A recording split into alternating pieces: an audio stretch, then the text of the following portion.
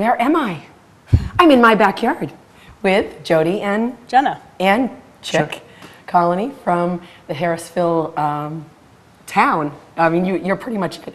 But we are here today to do a little bit of history about historic Harrisville and where it all started, where it's gone, some of the highs, some of the lows, how the water has made a difference, all kinds of things. So, Chick, I think the story is going to be pretty much up to you. Okay. Okay. We probably should start at the beginning. The town is here because the water's here. Yes. And when this part of New Hampshire was settled in the 1775, right around the time of the Revolutionary War and after, this was where we're standing was part of Dublin, and Nelson was on the other side of the village. And the people who settled here all were born in this country. Surprising to all of us. Yeah, that is interesting. We all grew up thinking they got off boats, came Right. up here with a little hatchet and chopped out a farm. Didn't work that way. In this section of what was Dublin, of the 30 original settlers, 29 had been born in this country. Wow, that's And wonderful. what happened was they, I speculated on this a little bit. I think it became safer for Europeans to come here after the war, or more conservative people came. They got off boats. They went to Rhode Island, Cape Cod, Connecticut River Valley, and they purchased existing farms. Those people were displaced by those people coming in.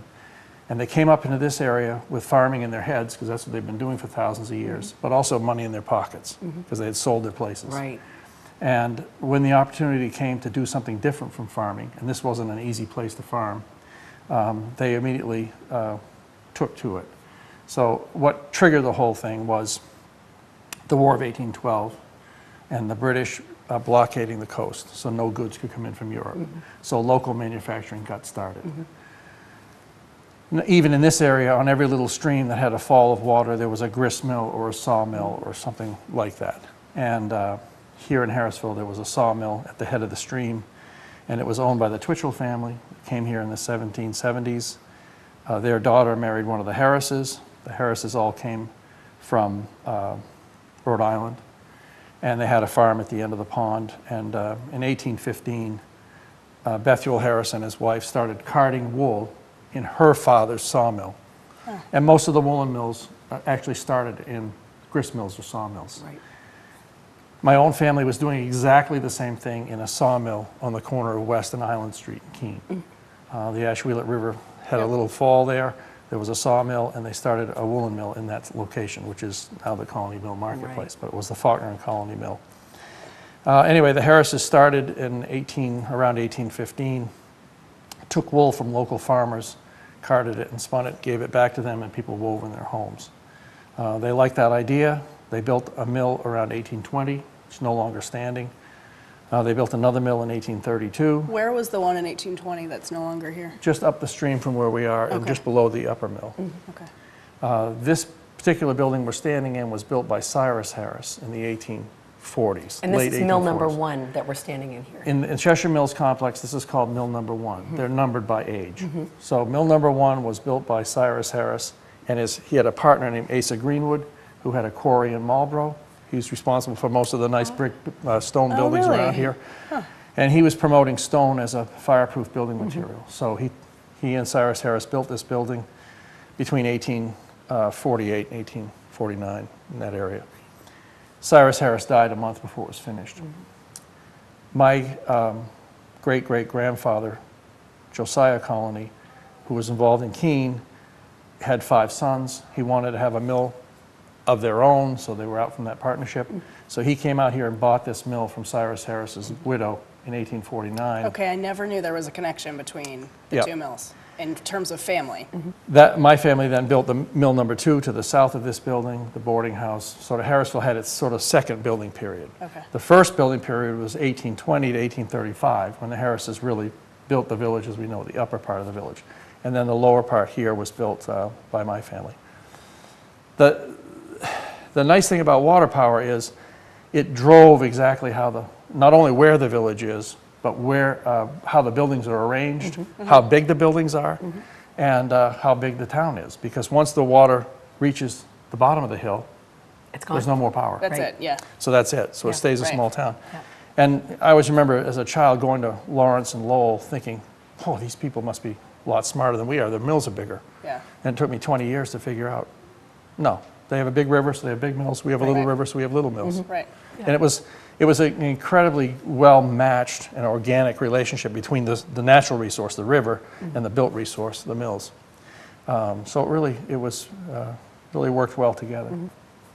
The people that worked in the mills, in the big industrial centers like Lawrence and Lowell, they always had other people coming in to work. In places like Harrisville and Keene, it was the local people who gave up farming and came into the mills to work. Now, were those the people, you said there was a boarding house across the street? Were those the people that then would stay in the boarding house, or were those people from outside that would come for a period of time, stay in the boarding house, and then maybe move on? Most of them stayed for some period of time. You had to have three things to start a woolen mill in 1825. You had to have power. Yep. We've already talked about that. You had to have some capital. They had that because they sold their farms. And you had to have labor. And labor was the scarcest of the three resources. Okay. So the mill owners figured out right away, how are we going to get labor? Yeah. Now, a sawmill and grist mill, it's a guy and his Right. two sons Right. running a sawmill. Right. The river runs out of water. They take off and do something else. They go hunting. They cut Right. trees. The river freshens up. They come back and start sawing the logs again. If you have a woolen mill and you have 30 employees and now the river runs dry, what are you going to do? Right. You can't say, go home and I'll ring the bell when we're ready to Right. work again. Yeah. So they had to have a stable workforce, and that required stable power. Right. So the stable workforce came about because they built tenements and boarding houses to entice people to come from come the here, farms right. and live here. And they were paying them cash for their labor, and then the people were then sending the cash home to their farming families who were working in a bartered economy. So it was a very young group of people that came. I mean, we were looking at the census for 1830 for the Harris boarding house. Boarding houses are half women, half men. There were, I think, 35 people living in the boarding house in that time, and the oldest person was 28 years old. Wow. I knew they were young. That's So it one was- thing I was familiar with, is a lot of like young men and women Yeah. would come because it was a great source of cash for their family, like you said, send it back Yeah. to the farm. Yeah. So they were single mostly, Right. right? And then They were. oftentimes, from what I understand, as folks met and got married, they would move out and do something different, right? That's right. Yeah. But the mill owners were very careful about their employees. They had schools for them. They made sure that it wasn't a free-for-all. And they took care of it. It was very, Yeah, it was more like college, and maybe Yeah. being in a dorm and having rules as to little what bit, you needed yeah, to do. And, yeah. But having everything here too, because you had a store. Yeah. So they really didn't have to travel a whole lot, although you did have a train in the area. yeah. The power, ordering the power, so you had it in a dependable thing, was really trickier because it's not so much power do you have, but how many days a year can you use it? Right. And so somebody in Massachusetts figured out around 1825 that all the water that falls in the watershed is going to the Atlantic Ocean. Yeah. Eventually, you can't Right. stop it. No. But if you can manage it better, you can use it better. So they built dams and reservoirs to act like storage batteries. So they could, when things were low water-wise, naturally, That's right. then they could let it go and have That's some, right. yeah. So you stored a lot of water and you use a little bit every day. You don't want the water to run at night, for example. It's obvious because you don't have any lights. So you can't run your factory at night, so you Yeah. want the water to stop. Right. But it's all going down there. Yeah. Eventually. I mean, and the nice thing about water power is it gets used over and over as it goes down these Right. falls the water that turned the turbines in this building also turned turbines in Peterborough. Right. And then Hillsborough. Right. And then All down the line. Pennacook. Right. All Right. the way down, and then Yep. Manchester and Lowell. Right. So the water came from the Harrisville Pond and other ponds up above, Yep. like you were just saying. Now, it went down, and what was Scatutucky used for then? Scatutucky was a reservoir for the mills in Peterborough. Yeah, okay. Almost, and that's what changed the whole face of New Hampshire with these reservoirs. Right. Because we have the perfect, although we had bad farming, we had perfect rocky and clay soil. Yep. So when you build a dam and raise the pond 15 feet, it doesn't all just sink into the ground. Right. So if you go to Vermont and build a dam, the water goes into the ground. Here, it just stays in the reservoir until you want to use it. And that was obvious in the hurricane. I mean, they didn't get that much rain in Vermont, but they have no place to put Right. it. There are no reservoirs. So yeah, all the rain that came had to go down the streams, and Yep. we all saw last fall what happened happened, last right. August. Yep. Here, when we have a hurricane, we have hopefully the reservoirs as low as possible, and we can Right. store a lot of the water that Yeah. comes. So it doesn't do Yep. as much damage, yeah. Right. Yeah. So then after they had, at what point was it you said that they then were, sort of figured out, let's build some reservoirs and dams and then have more year-round water power? Was that Right 18? away. They figured it out So it was, right away. okay, so it was like 1820s? Yeah, the Harrises were building the dams in the late 1820s. Okay, yeah. okay. And they kept improving the dams because the more water you could store, the more power you could get. So at its height, how many people lived in the boarding house and worked in the mills? Well, there were 5 boarding houses, so there were a lot of people. Oh, there were, But okay. in 1870, which is sort of the high point, over 1,000 people lived in the village of Harrisville. Oh, And probably 400 worked in the mills. okay, wow, And then it was all a local industry. right. I mean, they got wool from local sheep farmers. They made it into cloth in these mills, and they sold it in Keene and Peterborough. Right. In fact, the biggest market was the Cheshire Fair. So in terms of where the sheep were they all around this area Yeah. near Harrisville, or were they farther out? They were all around here. Okay. So Hancock and Harrisville. most of this land was all Cleared. deforested, right? Right. And it had the stone walls, so they would block off the boundaries with that. Yeah. So how many farms, like was everybody farming Yeah. and doing sheeping?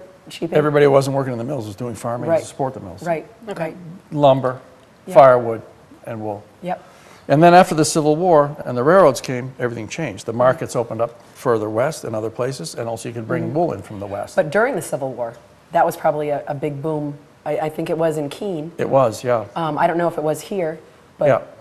but That's where the mills really prospered. prospered. Yeah, yeah. Because the Civil War, before the Civil War, a mill like this one would have made 50 different fabrics And it was all local, to service a local market. Right. Everybody wanted something a little different. right, The Civil War comes along, all of a sudden everybody's going to mass produce for the first time. Nobody knew what that was going to be like. And it was very, very profitable because the price of wool was fixed, the price of cloth was fixed. right. And And then after the Civil War, when the railroads opened up the West, then how did things change at that point? How Well, quickly did they change? Pretty quickly? everybody who wanted to really farm headed west. Okay, So then the people who stayed behind didn't have so much to do. Okay. So the scarcity of labor after the Civil War went away. So most mill owners sold their boarding houses and tenements and just kept the mills. Okay. And as the industry ran downhill, and it's been sort of going downhill since the Civil War, the towns ran down with it. okay. Right. So the mill owner no longer maintained the whole town. Now in Harrisville, I don't know why, but in my family's case, they continue to own all the tenements and boarding houses. Okay. Which is lucky. It was Because pure luck. you are now one of the only mill towns that are left. Right. So when the mill finally closed in 1970, the mill itself still owned half the structures in town, Okay. which was a tremendous opportunity. It is. Yeah. And the arrangement was the mill would maintain the roof of the building and the tenants could maintain the interior. Some of the tenants lived there for 50 years, Oh, really? but never would change it because it wasn't Right. their house. Right. And so the mill kept the water out. Right. The tenants didn't change the inside. So in 1970, some of these places were in mint condition from a historic preservation point of view. Right, right. So it really made an opportunity great. And when the mill closed, a lot of us got together and thought, okay, what's next? We were on a little bypass off a highway. Right. Right. People in Keene and Peterborough today don't know where Harrisville is, Yep. which is a good thing. And, and in 1970, people really weren't sure Right. what was going to happen. Something had to be different. Most of the people, and almost half the people who lived in town had no cars. Because you could live here. This is what a village really is. It's a miniature city. You can Right. shop, you go to school, you can recreate, and you can work, all within walking distance. Right. And that's when we realized what was at stake here. That's what we were trying to preserve, sort of a working village. And we had a lot of old buildings to worry about also. So we tried to figure out, okay, how do we put the town back on its feet again? And it had always been a place where people lived and worked, so we Right. wanted to put it to work. And luckily for us, Filtrine Manufacturing moved up here from New Jersey, and for 30 years ran a business here. So Historic Harrisville dealt with some other smaller buildings on the side. Filtrine worried about the big complex. Right. And Historic Harrisville didn't have to worry about that until 1999 when Filtrine also moved to Keene. Right. And then Historic Harrisville That's stepped when up. that happened. It was before Right. my time in Keene. Yeah, Right. I knew it was there, but I didn't know when it got there. So they carried a big load for a long time here. right. Well, you were lucky. Yeah, Yeah. we are. And Historic Harrisville came up with the concept early on that there was no money here to do the preservation, that the buildings themselves would have to earn their keep. Oh, I see. So the idea was we fix up a building like this, we heat it, we insulate it, we don't spend a great deal of money on it, everything's been done on a shoestring, and then we rent it out. Okay. And the rent a tenant gives us for this space Pays for. pays the taxes, pays the upkeep, pays the management of it, and the buildings are literally paying their own way. And these are beautiful spaces now. A Yeah. lot of the floors have been redone. You've re-sheetrocked. Structurally, it looks like you've put in a lot of supports and things like that. So everything is very sound. If anybody wanted to learn more about it, they can contact you folks. We'll give it an email. We'll give a website address. And we have about 50 different tenants now. We have income of over almost $400,000 a year. For a nonprofit, that's different to have income. Right. Because we don't depend on tourism. In fact, Right. we absolutely discourage tourism. Right. We have our share of tourists, like all the towns around here. It's a beautiful Right. place, and it's a public place. But we don't, we don't like to be on the back cover of Yankee Magazine or something like that. Right, but you are, because it's so picturesque. You see Yeah. it everywhere. But, this is something that people should bring their kids out to. I know that you don't want a lot of tourists, but we're all locals that are watching this show pretty much. And bring your kids out, and it's not that far. It's 20 or 25 minutes out of Keene, and you can feel like it was back in the mid-1800s. Well, and it's what I find really interesting about a place like this is you can bring your kids out and kind of explain to them how water power worked back then. Right. The renewable aspect of it, like you say, about how the same water that powered things back, in Harrisville then powered things again downstream. And that's something I feel like in the schools now, we do pieces of Keene history and things like that. And for kids to be able to see that, you see some of it in Keene, but to be able to then come somewhere else and say, look, these streams and rivers go to other places which did the same sorts of things. Right. It's nice to be just to walk around and to see how that all works. And your family still has the rights to the water, correct? Yes. Right. Yeah. So it's up to you to have to do everything to... What does that mean to have the rights to the water? I'm just curious. It means when they blew the whistle, you were still in the room and everybody else left. They were smart. No, Yeah. No, but somebody had to do it, and it's nice that you folks are continuing. Yeah, it's a complicated issue. It is, yeah. I took a group of kids and we studied this stream from Spoonwood Pond in Nelson all the way down to downtown Peterborough. Oh, really? And we picked the year 1870. We graphed the waterfall. We went out to every place where it dropped. We saw what was there. These buildings are still here. Most of them are gone further downstream and upstream. And we calculated by doing some historical research that over 1,000 people in 1870 drew their livelihood from this little stream. Wow. So that was a lot. Yeah. Yeah. And New Hampshire reached its industrial peak around 1920 before electricity came. Right. So every morning, sluice gates opened up, a small vibration started, and then a mighty roar brought New Hampshire to its upstanding. All day. Right. And we did all that without any imported energy of any kind. Right. Yeah. So we always forget, that what do we do without oil? We could do it. Did all right. Yeah. It happened. Yeah. It was cool, Yeah. much It's just a smaller matter scale. of thinking. Smaller Yeah. scale. And I don't think, absolutely, water power isn't going to solve our problem, but No. it should be part of what's going Yep. forward. I agree. Right. There's all kinds of things that we can do. We just have to think about it. Right. And, Well, and that's maybe where- think back at what has happened in the past that might be able to be brought back. Well, that and can that's help why I us now. say, working with kids and showing kids how that works, there's no limit to their imaginations. Right. Whereas sometimes when we get into our adult ways of thinking, Right. we're like, no, this is the way it's done. There's no other way. Right. But some kid somewhere, could come up with some good ideas and get inspired by these things. That's and right. Right. Go ahead Right. from there. Well, Harrisville's significant, not because of what it was, but because it has survived. There were over 300 villages like Harrisville in New England at that time, Right. 1830. Most of them are gone for reasons we've already touched on. But Harrisville's still here. And it's a National Historic Landmark because it symbolizes the change from agriculture to industry. And a lot of people who study American studies feel this is the most critical moment in our history because we became an industrial. Until 10 years ago, we were an industrial Right. country, Right. not an agricultural one. Right. And it was the decision-making and the planning that went on when those farmers threw down their hoes and picked up their wrenches that changed the whole country. And it happened in places like Harrisville. And it's still here. Yeah. And it may be happening more because look at where we're going. You Yeah. just don't know, but Yeah. it's not really working right now. So we've got to do some things to Right. change things. Well, it's like the local agriculture movement right now. Right. It's popping up all over the Right. place, Right. and we're just seeing the beginning, the tip of the iceberg, I Right, think. Right. So farming has a future in New England. I mean, we still have fabulous farming land. It's just that it's not big-scale farming land. Right. Right, right. But people can do anything. I mean, they can have their own little plots. They can start little businesses just like they did in the past. And I think that's where we might be slowly heading towards is being sustainable on your own and starting out like your family did, Right. small and maybe building larger. But, who knows? There's just so much that we need to think about for the future. And it's great that you still have all of this in your family because if you didn't, you wouldn't have all of these beautiful buildings. They would have been knocked down. a few years back, you were melting, people were melting things out, taking the stuff out of the buildings, cleaning them out. Yeah. And now we realize, wow, what we've lost. Yeah. My father had chances to sell the bricks, some of the buildings, before the mill closed. And Yep. by 1970, textiles was in Right.